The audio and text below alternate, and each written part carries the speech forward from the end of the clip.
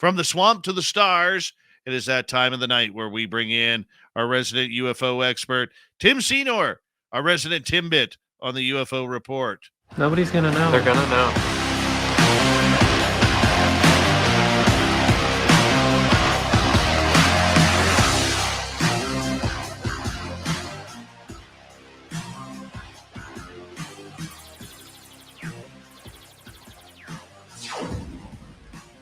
There we go, buddy. Good to have you back. If the people in Radioland could see that beautiful shirt you got on, you look like you're ready for a night at the Roxbury. That is for sure. Awesome. I knew you'd say something. It's my Friday shirt. I always try to keep you and your audience guessing. You always got to say something. It's the little, calling me the little Timmies, the Timbits. Gotta talk about my shirt. What? This guy always busting my chops, y'all. I love the shirt. I love the shirt. I do. I think that's the one. Isn't that the one I sent you on a wild goose chase to try and find me one? It actually is. You're hilarious. This guy. I love that shirt. Yeah. Love it. It's going to look good in Vegas at our fan party, May 19th through 21st, man, at the Golden Nugget in Las Vegas, Nevada. Oh, you want me to bring it in you have to. Vegas. Oh, okay. Yeah, I got a challenge for you, Tim. I got a challenge for you. Hit me. Because we're working on something very private that a lot of people don't really know about. Are we talking about this? No, we're not talking about it yet.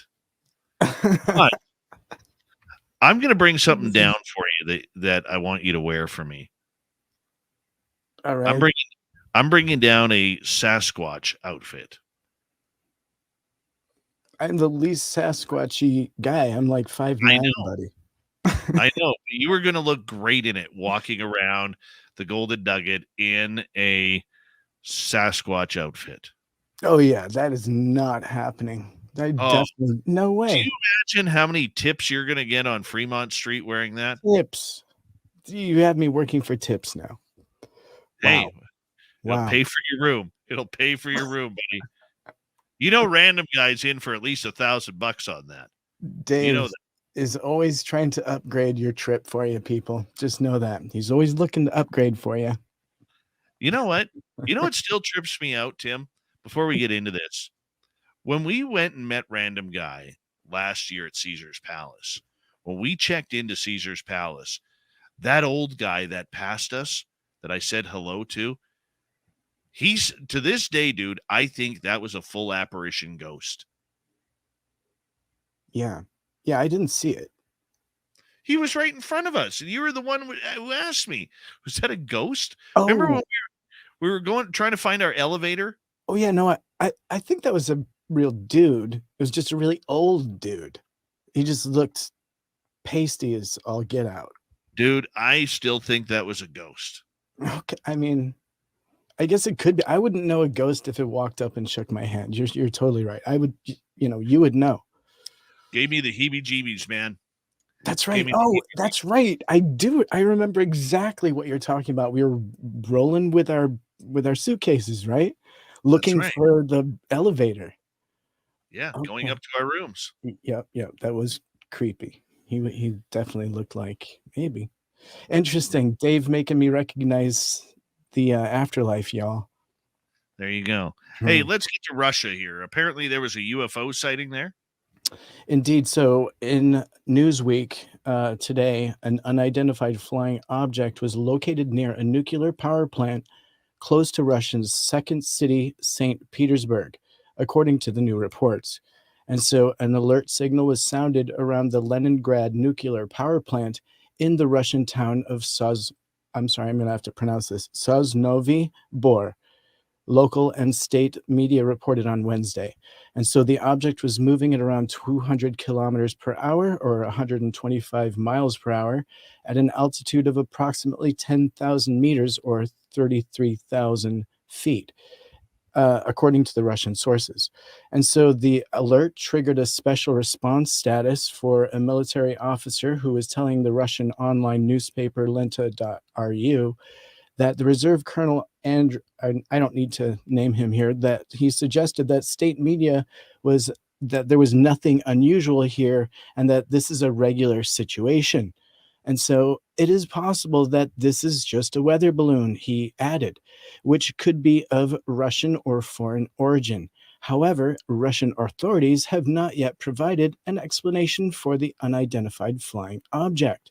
And so the object was monitored by the Russian military, and state news agency TASS reported. The unknown object was moving at the speed of the wind, TASS reported, and on Wednesday, citing that an unnamed security source said, "This means that it does not have engines, that is, it is not a drone, not an aircraft," and the source continued, adding that there is no reason for an alert signal. However, our air defense system is fully ready for action if necessary, the source added. So TASS then cited a Russian regional official as dismissing the reports. So Newsweek has continued to contact Russia's defense ministry for comments via email. However, we are still waiting for more of these so far unconfirmed reports to come in on the unidentified object. And so, Dave, another report from Russia, another UFO. Is this just propaganda or is this something of interest? Well, I think this one sounds a lot familiar to what we were seeing here in North America last month. Okay. I mean, here's the thing. If it's going, at least this is my opinion. I'm not saying I'm right here, Tim. Okay. But if this thing is traveling at, not even close to Mach speed, and it's going in a straight direction and there are no turns and there are no, it's not doing anything out of the ordinary, I have a real hard time believing that this is a UFO. Okay, like a true UFO. I think, as we've learned a lot since the Chinese balloon incursion, I think that this is something that is spyware for somebody else. Drones, UAP. Would this fall under the category of UAP? I think so. I don't think it's out of the ordinary. I would put it in that UAP category of the spying that every nation is going on. They have expensive spy satellites and they have very cheap drones and cheap balloons that are doing the same job except closer. That's what I would mark it up to. And I think, I don't usually believe a Russian general, but I think in this case, the Russian general probably has it right. Your thoughts, Tim? Oh, it's really hard to yield at this point. Um I'm very much down the middle because I would love this to be a UFO. I would love this to be beyond even your explanation, just a UFO that happens to go slowly. 33,000 feet is a sweet spot. We know that that's where aircraft hang out. So this was definitely something of concern to them. The fact that one person says it's nothing and another high ranking official says it's something of concern definitely draws my interest. So we are seeing these reports coming out of Russia. So of course we have to consider it potential propaganda. However, why would their ally China be floating another balloon over Russia, right? So there's a few questions to ask, and I'm not saying it's a Chinese balloon necessarily, but that was the first go-to as an explanation. I would like to, however, stay right down the middle with we need more information. But I would love to pose that this is one of these new things that we are starting to see coming out on this topic, that it is a concern, whether it's coming from the United States or from Russia. It's a new topic, whether it's UFO or UAP. It's definitely drawing the attention and it's getting and grabbing headlines. Well, and you know what? Look, we can't sit there and say that UFOs aren't happening in every other country because they are. Okay, and Russia has a long history with them as well. But the thing is, I think we learned a lot, Tim, or at least I did, from the Chinese incursions and listening to our random guy come out, explain everything that was going to happen to 100% accuracy. And what we saw there just seems to be going along. Look, we didn't see, or there wasn't anything in the report of any strange turns, high velocity takeoffs, or anything along those lines with this Russian report. which has me wondering whether or not there is something more to this. It could be, Tim. You could be right. But I think we're dealing with UAP and not UFOs. Potentially, but the initial report came from the Jerusalem Post, and you've got to consider that this is Russia's Leningrad nuclear power plant, and it's a major point of interest for, historically ETs, if you want to consider that route of information. And so, would it reflect something historically explainable by UFOs, legitimate ETs? Yes. The fact that it was concern that it was over a nuclear power plant, I think, is of interest because we've seen this historically, and also from Russia. Not Let's not forget. So, um, I wouldn't just consider this story not interesting. I think we need, like I said, more information. I haven't seen any of the photographs yet. I hope to. I hope that that will become something available to people. Well, I hope so too. I hope so too. And Tim, I'm not saying I'm right. I'm just saying that this looks all too familiar. All too familiar on things. Indeed. So that's all I'm saying. I mean, hey, stranger things have happened. Like you said, there is pattern of them being over nuclear facilities here in North America, turning missiles on and off. We have seen the Canadian government come out, and that's what started the whole conversation publicly, was UFOs being seen over Canadian nuclear power facilities in Ontario. So you could be onto something. This could be something.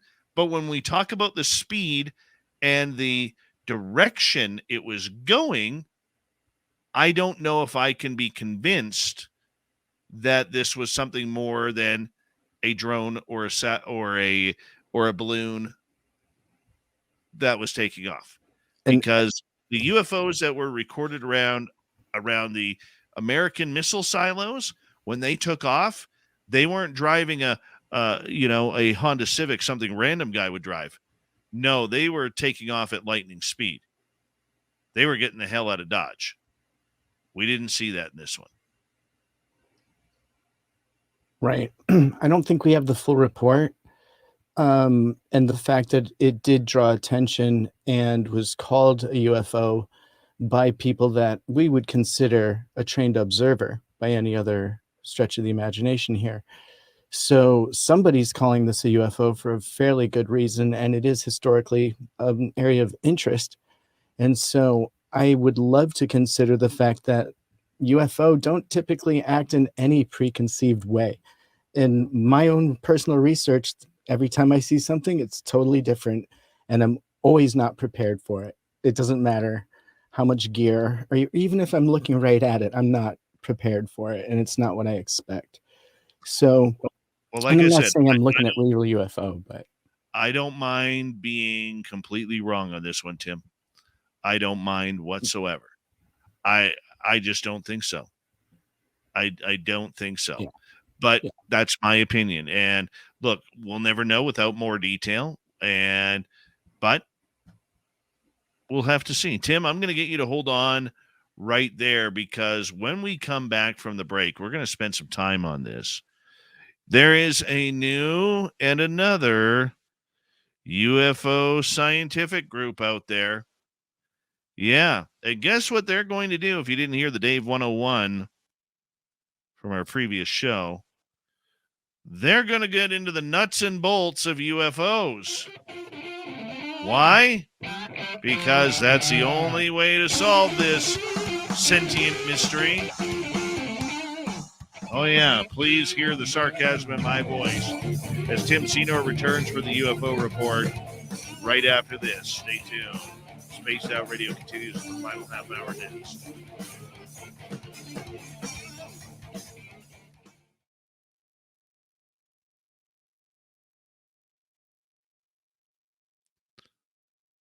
Derek with a great comment. If random guy saw my wife, his wig would split.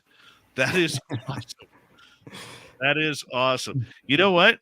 We're gonna give away random guy's wig in Las Vegas, the highest bidder, or the first one who walks into the YouTube show, the live YouTube show, with the random guy T-shirt on.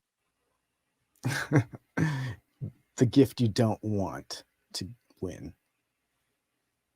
I don't know. Or maybe you do. Dun, dun, dun. Dave. My head actually hurts. disappointed. My head hurts. You're hilarious. I can't wait to see this wrestling match go down. Somebody's going to get their wig split for real. Oh, yeah. Because that's going down. It's Friday night. Whoo! Can you believe it? We made it. Is it Friday in Canada still? Uh-huh. Well, in every province except British Columbia. Do you guys get weekends up there? I don't know. You just have 5-day work days every day. Wow. No weekends in Canada. Oh, look who it is. It's Ross Dogs hitting up his buddy Random Guy. You know what that means, Tim? It's always a pleasure to have our agents and Alphabet agencies tuning us on in here at Spaced Out Radio tonight. Thank you so much for tuning us in. Remember, we can be bought. Just show us the money. Show us the money, and we can be bought right off the air. Just like that. Give us a call sometime. Let us know how you're doing. You already got our number, so we don't have to give it to you. I'm pretty sure somebody's been messing with my internet. I have Starlink, and somehow every time this stuff gets a little juicy, I glitch out. What happened on Wednesday? You guys saw that, right? We were going to get juicy, and suddenly Starlink was like, That's because you didn't have the power shirt on. I'll just will it back. Neurostream, thank you for that awesome super chat. Actually, it's a super sticker. Big bad Neuro right there. Christine, hi CIA. Are you hiring? I need a pension and I'm a good secret keeper. And he's pro AI. Mm-hmm. Or are you? Actually, I don't know. Well, there's little Terry Hall and There his he is. power mustache. This man has bigger handlebars than a 1968 Harley chopper. True. Handsome. Oh, handsome. handsome Cowboy dude. hat, handlebars. This guy was a sheriff. Let's give a few claps for Terry Hall. Yeah. We love Terry Hall around here. Well deserved. Absolutely. Yeah. One of the real awesome dudes in this field, Terry frickin' Hall. It's a real dude. Look at Derek Galloway. Thank you, dude, for another great super chat. I appreciate it. Derek, how many in your group are coming to Vegas?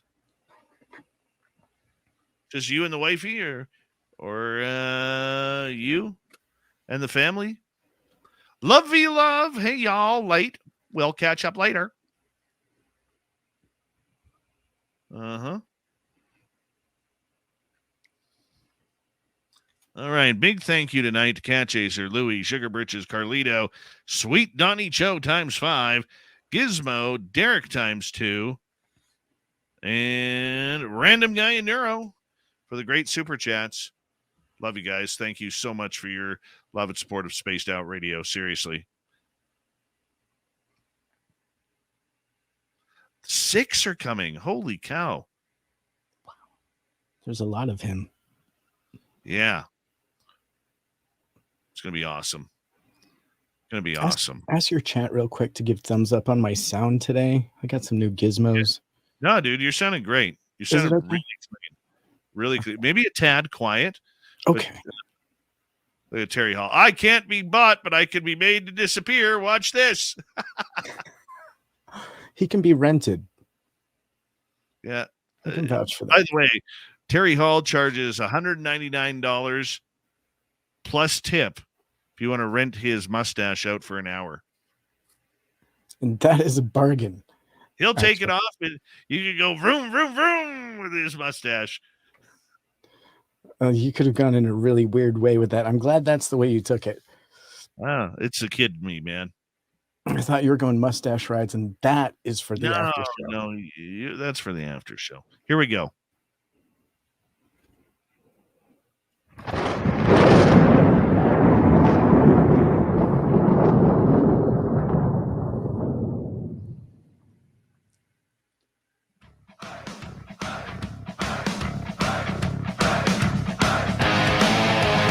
We rounded third. We're heading for home tonight on Spaced Out Radio.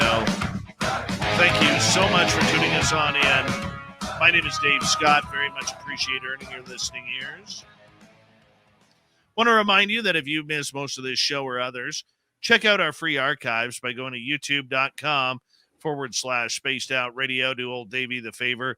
Hit that subscribe button. Our website is spacedoutradio.com. We have a plethora of features for you. Rock out to Bumblefoot, read the Newswire, check out our swag as well. Follow us on Twitter at Spaced Out Radio, Instagram at Spaced Out Radio Show, and on TikTok at Spaced Out Radio. Tim Seanor, little Timmy Seanor, our resident Timbit, is back for the UFO report, hanging on out with us, talking about all things UFO. And Tim, as I mentioned in the Dave 101 on our previous show, I'm all excited. I'm all giddy inside because we have now, and we're going to be saved here, the Society for UAP Studies.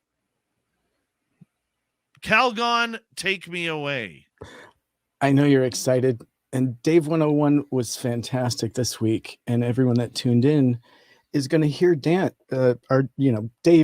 actually come down right down the middle, maybe a little on the side of not a fan. I'm not sure. You feel like the swamp is pretty filled with new organizations that are bringing out some research on this. But here we have Society for UAP Studies. Not UFO, fortunately, Dave. I'm sorry. This is UAP Studies, advancing the study of unidentified aerospace phenomenon through interdisciplinary dialogue. And so this is a brand new organization that's calling itself a nonprofit corporation with its 501c3 status pending that seeks to bring together serious thinkers, both academics and professionals, who are committed to advancing the study of the UAP phenomenon to the next level of rigorous scholarly engagement. And so the society's primary output is the biannual peer-reviewed journal, Lamina. And so we can get a little deeper into this, but this is just one of two organizations that we're going to be talking about coming out of the woodwork with their opinions on the topic and their expressions on how we need to dive deeper into it. And you're absolutely right. They're looking into the nuts and bolts side, and we hear no discussion of witness events and no discussion of the psychological effects. We're just seeing some nuts and bolts of, research, and they're talking about affiliate organizations and some collaborations that are happening with Project Hasseltine and UFO DAP and just a few others, UFO Tracker, just to name a few. But Dave, I'd love you to pick up right where I'm leaving off and maybe give some swagger to it, because I know you have an opinion on this right now. Well, you know what? I don't want to shoot down the science because we need scientists to be taking this subject very seriously. But this is starting to become like 90s and early 2000s documentaries, even up to today, where if Tim, and we've laughed about this in the past, where every documentary seems to have the same people, it's just a different name. But there was always Linda Moulton Howe, Whitley Strieber, Richard Dolan, Stanton Friedman when he was alive. Everyone. And then you'd have a couple people you're like, who the hell are they? But every documentary seemed to have, at minimum, those four people. Okay? So now I look at this group and I think, okay, well, let's start with Rich Hoffman, who we interviewed a few weeks ago, who said, we don't need the transparency in this subject as long as we figure out what is going on. Okay, well, Rich Hoffman is part of Enigma Labs. He's an advisor. He's part of the SCU. He is part of UAPX and now part of UAP Studies. They're all doing the exact same thing. You have Kevin Knuth, who is part of this one, part of UAPX, part of the SCU. Shout out SUNY Albany. Yeah. Oh, I'm not saying that they don't have brilliant people there. No, it's State No, University of New York. Yeah. That's I'm not like, saying that, but they have collected a number of scientists involved around the world, okay? And they have a couple on there that I know personally in Baptiste and in Beatrice, who are very, very intelligent. Although I did give Baptiste a shot on Twitter today, and I will read this out. I don't mind. Let me go to the replies here for a second, because you need to go to the replies in order to make this happen. So he texts out or tweets out to Bryce Zabel, "We're living through the end of society's denial about UFO UAP reality." Notice the separation from this scientist. UFO UAP reality. "What we're about to learn may take us to a dark place. People get ready." So I replied, "You're funny. The dark place is nuts and bolts. You haven't even started on the real phenomena yet."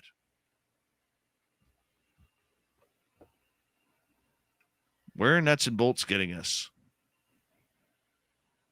nowhere. Where are they? They're getting us with the same scientists, with all in the different groups, doing the exact same thing.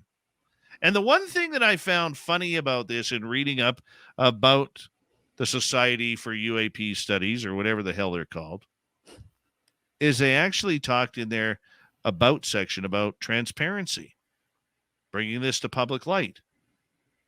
What did Rich Hoffman just tell us on this show 5-6 weeks ago? He doesn't care about the transparency. This isn't about the public, the people, the experiencers. We need to know what's going on. Leave this to the big boys and girls who have a BA, MA, or a DR behind their scientific name. Am I wrong there, Tim? No, you're absolutely right. And the fact that they filled their board of direct or their collaborative board there with people that are already fixed on that as perhaps the outcome on this topic is a little bit well, I don't know how to put it, but it is telling of what is going on there. And I would also like to highlight that recently there's something called UAP Guide that came out, literally UAP.guide.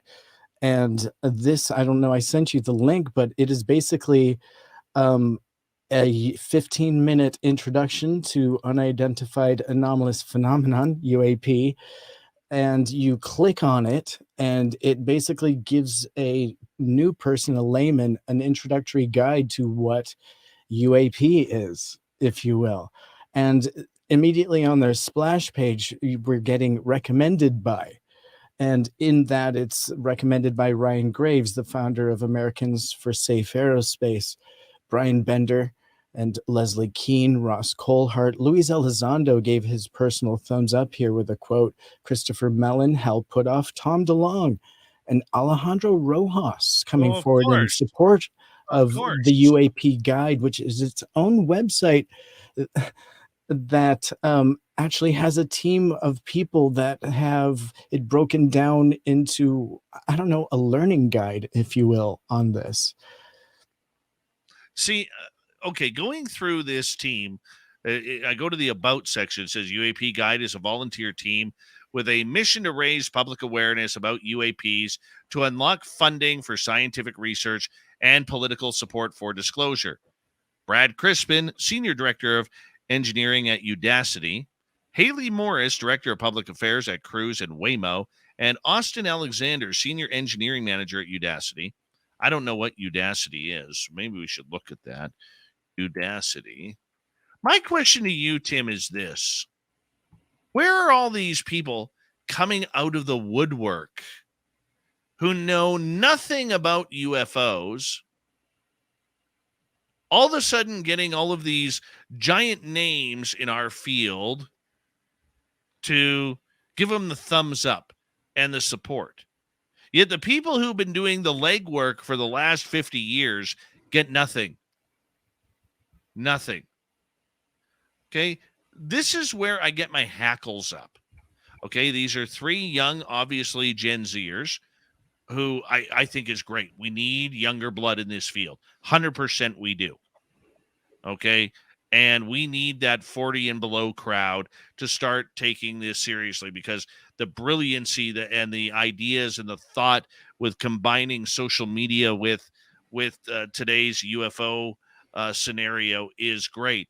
But I often wonder when these people like Brad Crispin or Haley Morrison, maybe this is something we need to get them on for an interview. Okay. When I look at that list of who is supporting them that you just read, it tells me they haven't done their homework in this field at all. They just went after any big name that they could. Ryan Graves. Okay, let's go by the recommended names here. Ryan Graves, former fighter pilot, founder of Americans for Safe Aerospace, another nuts and bolts group. Brian Bender, journalist for Politico, big name. Leslie Kane, big name in this field. Christopher Mellon, Lou Elizondo, go figure. Ross Coulthart, investigative journalist. Hal Puthoff, part of the TTSA.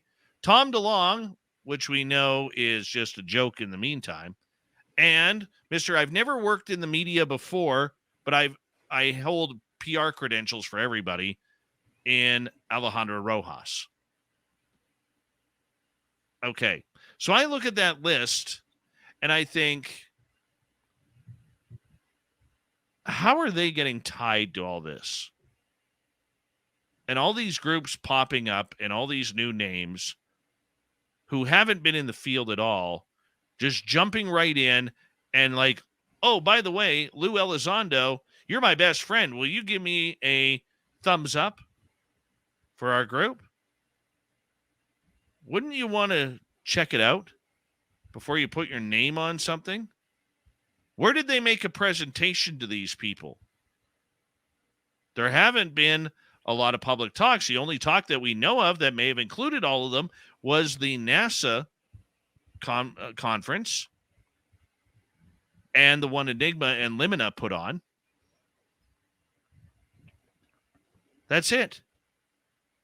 2 places, and all of a sudden you are getting your name, all these big names. You don't see me after 8.5 years of doing this show going, hey, Lou Elizondo, will you make me, or will you make Spaced Out Radio a recommended show for your followers? Oh man, I think you missed something there. Probably did. Probably did. What an idiot I am. Yeah. You should have gotten the endorsement when you could. Well, But you see where I'm going with that too. Yeah, I do. And when I skirt around on UAP.guide, I see that there's a direct link to Ross Coulthart's book, and you can click on that and buy it on Amazon. I do see kind of a lot of the idea here is to perhaps move the topic forward, give a one-stop place for people to get information on it, and more people. And so this is, you're going to hear this from me, unfortunately, and your audience is probably already going to know. I am one of these people that there's the more publicity, the more eyes on it, I think the better. Now, a lot of these websites might be kind of gearing people to one way or another, but it's definitely more information.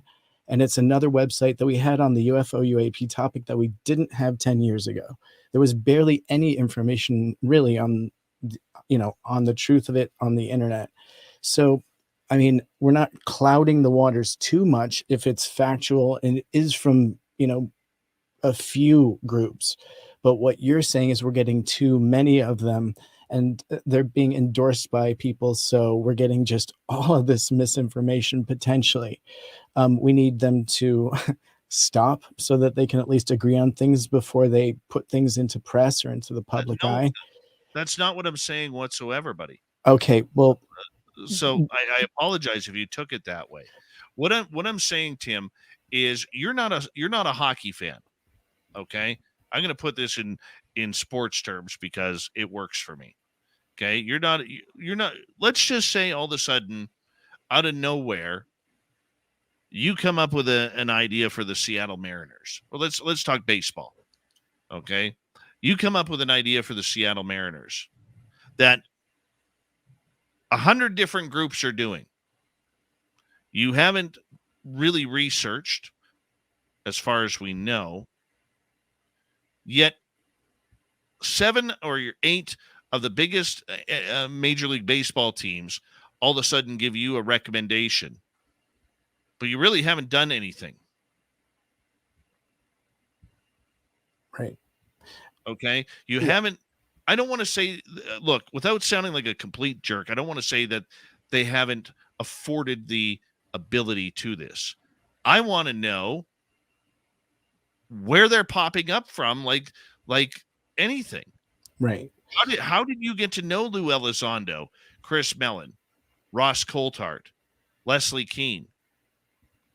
How did you get to know them? These are the questions that I have that makes me very fickle about where this entire phenomena is going and how many people are trying to jump on board to make money off of this. I have no problem with people making money.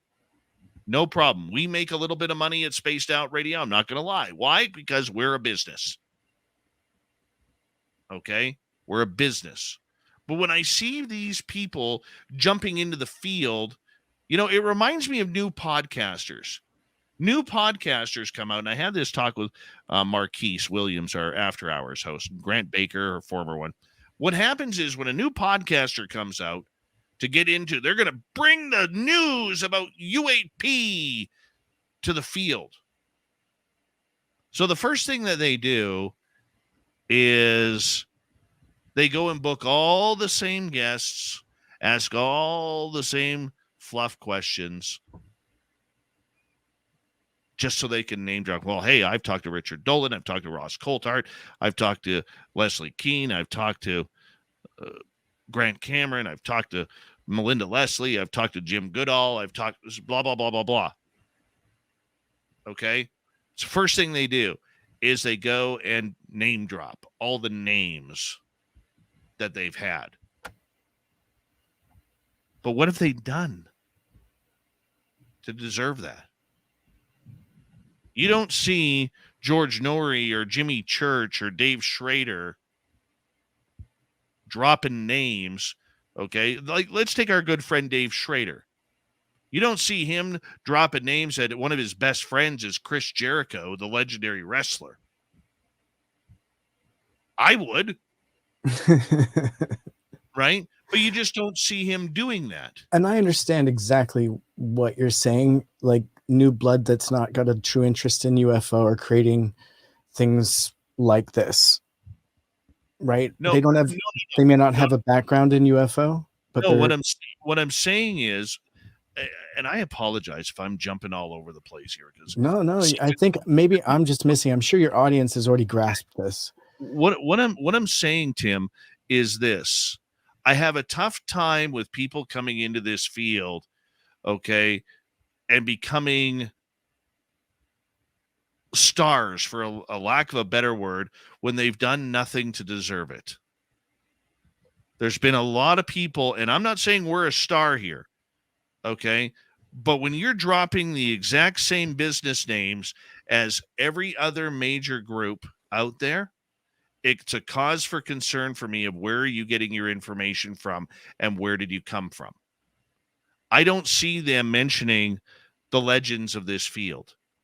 I don't see them mentioning the secondary legends of this field, okay? The newcomers who have worked their tails off over the last 5 years. I think of Danny Silva, or I think of Nicole Sakic, or I think of, even yourself for that matter. Look, we don't know everybody. This is a big room, man. But we know the majority of the players here. And when people come out of nowhere and are starting to intermingle with the so-called new big names of this field, it makes me wonder, where are they going? How did they get there? What is their purpose of being in our field? Because our field is very tightly intertwined with each other, whether it's people who are trying to politicize this, whether it's Twitter Spaces, podcasts, UFOs, radio shows, whatever. We know who the people are.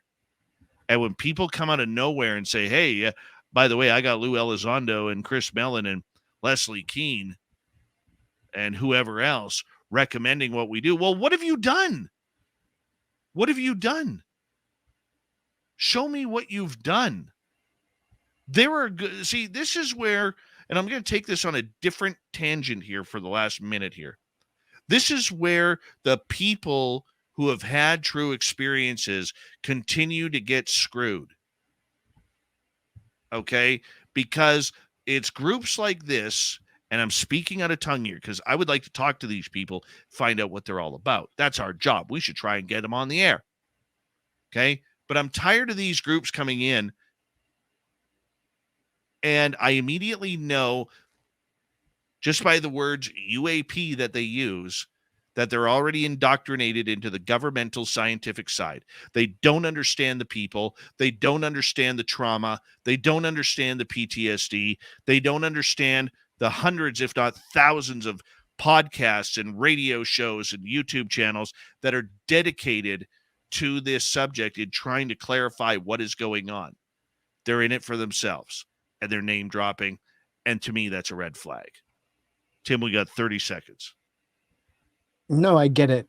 I definitely get it. The witnesses are not properly being represented, and I see where you're going with that. And I'm just going to hold steadfast in that I really want more information out there for the public, and getting this accessible, I think, is great.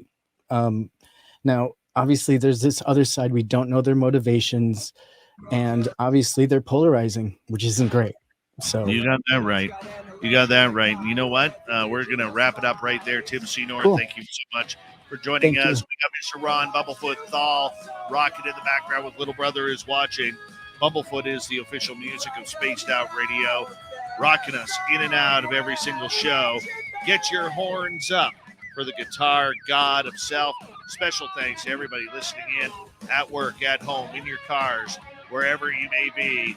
Thank you to everyone in our chat rooms tonight. YouTube, Twitch, LGAP, Facebook, Spreaker, LinkedIn, the Space Travelers Club, and on Twitter at hashtag Spaced Out Radio.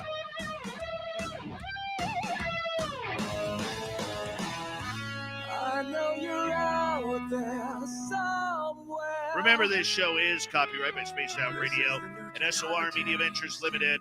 Thank you so much for choosing to share your evening with us. Because together, my friends, make a mistake. We're watching. We own the night. Mr. Bumblefoot, we need a favor. We need you to take us home.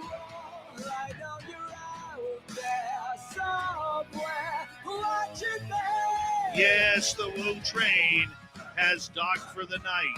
But soon, my friends, we shall ride again. Your seats are always available. Your tickets never expire. And if you want to bring a friend, we've got room for them too. Good night.